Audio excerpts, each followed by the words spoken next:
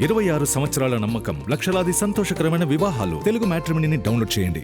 మాది గొడ్డల పార్టీనా? విడుదల రజనీకి క్లారిటీ కావాలట. బాబు గారు కొంచెం క్లారిటీ ఇస్తారా? వివరాల్లోకి వెళ్ళినట్లయితే మొన్న పార్టీ కార్యవర్గ సమావేశం నిర్వహించారు కదా తెలుగుదేశం పార్టీకి సంబంధించి. ఆ సమావేశంలో చంద్రబాబు నాయుడు గారు ఈ మాట మాట్లాడారు, ఇది గొడ్డల పార్టీ అని. ఇక అంతే. సో దానికి సంబంధించి ఇప్పుడు మామూలుగా కాదు రియాక్షన్స్. నిన్న సజ్జల రామకృష్ణారెడ్డి ప్రెస్ మీటు, ఇవాళ విడుదల రజనీ ప్రెస్ మీటు.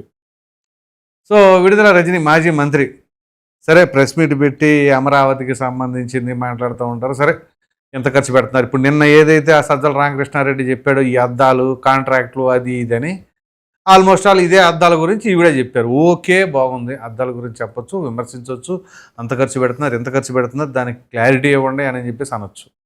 అయితే ఈవిడ అడిగిన క్లారిటీ ఏంటో తెలుసా? మాది గొడ్డల పార్టీయా, మాది గొడ్డల పార్టీ అని ఈవిడే ప్రెస్ మీట్లో 100 సార్లు చెప్పింది, మాది గొడ్డల పార్టీ అని క్లారిటీ ఇవ్వండి. ఎందుకంటారు మాది గొడ్డల పార్టీ అని అంటే, ఇప్పుడు ఒక విధంగా చెప్పాలంటే జగన్మోహన్ రెడ్డి గారిని రోడ్డు మీదకి లాగాలని పదే పదే గొడ్డల పార్టీ అని ఈవిడని ఎందుకు క్లారిటీ ఇవ్వండి అని అంటే, మళ్ళీ ఇంకోసారి తెలుగుదేశం పార్టీ వాళ్ళతో ఉతికించుకుందామని ఏంటి దాని ఉద్దేశం? అయితే ఈ విధంగా మీరు గొడ్డల పార్టీ అంటే మేము వెన్నుపోటు పార్టీ అని అన్నట్టు వస్తుంది అన్నారు. ఇప్పుడు కాదు, 2014 ఎన్నికలకు ముందు, అంటే వైసీపీ ఆవిర్భావం తర్వాత వైసీపీ ఎదుర్కొన్నటువంటి జనరల్ ఎలక్షన్స్, తొలి జనరల్ ఎలక్షన్స్ అప్పటి నుంచి కూడా ఇదే ఫార్ములా. ఇదేంటి వెన్నుపోటు పార్టీ, వెన్నుపోటు దారుడు అని చంద్రబాబు నాయుడు గారిని అసలు ఎంతకాలం ఈ చింతకాయ పచ్చడి నూరుతూ ఉంటారు? ఇప్పుడు చంద్రబాబు నాయుడు గారిని 95 తొలిసారి సీఎం అయ్యాడు. సరే 99 వచ్చేసరికి రెండోసారి ఎన్నికలకు కూడా అదే తరహాలో ఆయన పైన విమర్శలు కురిపించారు. అయినా ప్రజలు ఆశీర్వదించారు. ఓకే.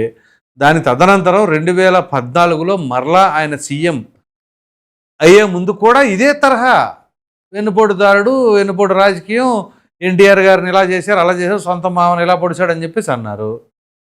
ప్రజలు ఆశీర్వదించారు. 2019లో ఇదే అన్నారు. సరే అప్పుడు ఓటమి చెందారు. 2024లో కూడా ఇదే మాట్లాడారు. ఇక్కడ ఒకసారి మాట్లాడిన తర్వాత మరలా అదే మాట్లాడినా అది జరిగిన తర్వాతే కదా ప్రజలు మరలా గెలిపించారు చంద్రబాబు నాయుడు గారు కావాలని. సరే ఆ ఇన్సిడెంట్లో ఈయన పొడిచాడా లేకపోతే ఇంకోట రాజకీయ పరిణామాల నేపథ్యంలోనా, అది వేరే విషయం. కానీ ప్రజలు ఆశీర్వదించారుగా. ఈ లాజిక్ ఎందుకు మర్చిపోతున్నారు? సరే ఈ విషయం కూడా అలా ఉంచుతాం. ఇప్పుడు ఈ కామెంట్ చేసింది ఎవరు? విడుదల రజనీ.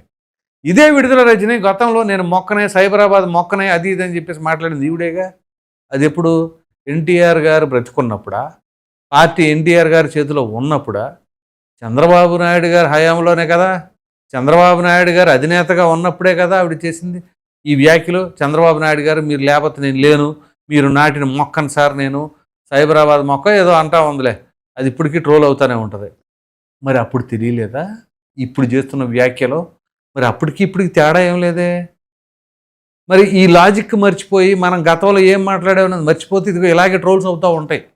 అప్పుడేమో చంద్రబాబు నాయుడు గారేమో వీరుడు సూర్యుడు అని పొగిడి, దాని తదనంతరం ఎప్పుడో కొన్ని దశాబ్దాల క్రితం జరిగిన ఇన్సిడెంట్ గురించి ప్రస్తావిస్తే ఇప్పుడు ఎలా ఉంటుంది అది? మీరు అప్పుడు ఏం చేశారు అనే ప్రశ్నలు ఉత్పన్నమవ్వా? 100% అవుతాయి. ఇది ఒక తంతు. ఇక ఆ తర్వాత ఈ గొడ్డల పార్టీ, మాది గొడ్డల పార్టీయా? ఎందుకు అవుద్ది గొడ్డల పార్టీ అంటే? ఎందుకు అవుద్ది అనేది ఏ ఒక్కరిని అడిగినా చెప్తారు రజనీ గారు. మీకు తెలీదా? మీరు మరలా అడగటం కాకపోతే మీకు తెలీదా? ఇప్పటికే మీ పుణ్యమా అంట ఆ మద్యం కుంభకోణం అని ఇప్పుడు అందరూ తిరుగుతూ ఉండారు. జైళ్ళు బెయిళ్ళు మామూలుగా కాదు, ఎందరో తెలుసు కదా. అప్పుడు మీరు చేసుకున్నదే కదా, మీరు లావకృష్ణదేవరాయ గారు కదిలించిన దానికి ఆయన వెళ్ళి అమిత్ షా గారికి చెప్పి అక్కడ నుంచి ఇది మొత్తం దానికి తగినట్టుగా అప్పుడే విజయసాయిరెడ్డి ఇదేదో జరిగేటట్టుందని ఆయన అంతరికి ఆయన ముందుగా రాజకేశ్వరరెడ్డి పేరు చెప్పి ఇప్పుడు దీనికి మూల కారణం ఎవరు? మీరే. మరలా ఇప్పుడు గొడ్డలే అని మరి మీరు ఎందుకు అని చెప్పేసి అడుగుతున్నారు. ఎందుకంటే తెలీదా? కదిరి నుంచి గొడ్డలు కొనుక్కొచ్చామని చెప్పేసి దస్తగిరి చెప్పలేదా? ఆయనే కదా అప్రూవర్గా మారింది వైఎస్ వివేకానంద రెడ్డి గారి హత్య కేసులో. మరలా ఈ కేసు గురించి లోపలికి ఇప్పుడు ఒక విధంగా చెప్పాలంటే కొంచెం మరుగున పడిపోయిన దాన్ని కూడా లేచి మీరు మరలా దాన్ని తీసుకొచ్చి ముందు పెడుతున్నట్టుంది ప్రజాక్షేత్రంలో, ప్రజా జీవితంలో. ఇదిగో మాది గొడ్డల పార్టీ అంటారు. ఎందుకంటారు చెప్పండి అంటే ఇదిగో ఇది మొత్తం హిస్టరీ బయటకు వస్తుంది. మరలా కాస్త కోస్త ప్రజలు సర్లే ఏదో ఒకటి అయిపోయింది అనుకునే పరిస్థితి లేకుండా మీరు మరలా లేవనెత్తున్నారు మాది గొడ్డల పార్టీ ఎందుకు అయిద్దని. ఎందుకైతే ఏముంది, వైఎస్ వివేకానందరెడ్డి గారి హత్య, అది పెద్ద గొడ్డలి పోటు, కానీ గుండెపోటు అని చెప్పింది ఎవరు? ఇదే విజయసాయిరెడ్డి గారు వైసీపీలో ఉన్నప్పుడు ఇదే సాక్షి మీడియా దాన్ని టెలికాస్ట్ చేసింది. మరలా దానికి మాది గొడ్డల పార్టీ ఎందుకంటారంటే, పైగా అంత దారుణంగా కిరాతకంగా హత్య గావించబడితే అది చూస్తే గుండెపోటట. తర్వాత పోస్ట్ మార్టంకి కూడా అవసరం లేదని గబగబా కట్లు కట్టేసి హడావుడిగా చేసేద్దాం అనుకుంటే సునీతారెడ్డి గారు పట్టుబట్టి పోస్ట్ మార్టం చేయించారు. ఆ తదనంతరం కదా కదిరెళ్ళాం, గొడ్డలు తీసుకొచ్చాం, జరిగింది ఏంటి? ఆ వాచ్మెన్ రంగయ్య, తర్వాత ఆయన అనుమానాస్పద మృతి, ఇలా ఎంతమంది సావు కారణమైంది? ఆ ఒక్క హత్య ఎంతమంది అనుమానాస్పద మృతులకు దారితీసింది?